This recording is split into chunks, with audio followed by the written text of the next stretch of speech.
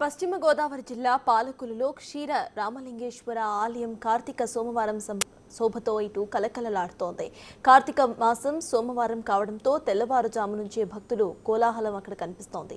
పరమేశ్వరుడికి అత్యంత ప్రీతికరమైన రోజు కార్తీక సోమవారమని ఈ రోజున భక్తులెంత నియమ నిష్ఠలతో స్వామివారిని కొలుస్తారో వారి కోరికలు నెరవేరుతాయని అంటున్నారు పండితులు. క్షీరారామ క్షేత్రాల్లో శిరోభాగంగా పిలువబడేటువంటి శ్రీ క్షీరారామలింగేశ్వర స్వామి దేవస్థానం పాలకులు. మన క్షీరారామలింగేశ్వర స్వామి దేవస్థానంలో కార్తీక మాసం అత్యంత వైభవపేతంగా ఈ నెల 2వ తారీఖున ప్రారంభించబడి ఇవాళ 4వ సోమవారం తెల్లవారుజామున 4:30 దగ్గర నుంచి 3:30 దగ్గర నుంచి భక్తులు స్వామివారి దర్శనం కోసం చెప్పేసి బారులు తీరి ఉన్నారు. గో దర్శనం అయిన తర్వాత స్వామివారి యొక్క దర్శనం చేసుకుంటున్నారు భక్తులందరూ కూడాను. అలాగే బ్రాహ్మణులందరూ కూడా స్వామివారికి ఎంతో ఇష్టమైనటువంటి ఏకవార రుద్రాభిషేకాలు, కాటకాభిషేకాలు, ఏకాదశి రుద్రాభిషేకాలు, పాశుపతాభిషేకాలని కూడా భక్తి శ్రద్ధలతో బ్రాహ్మణ భక్తుల చేత నిర్వర్తిస్తున్నారు.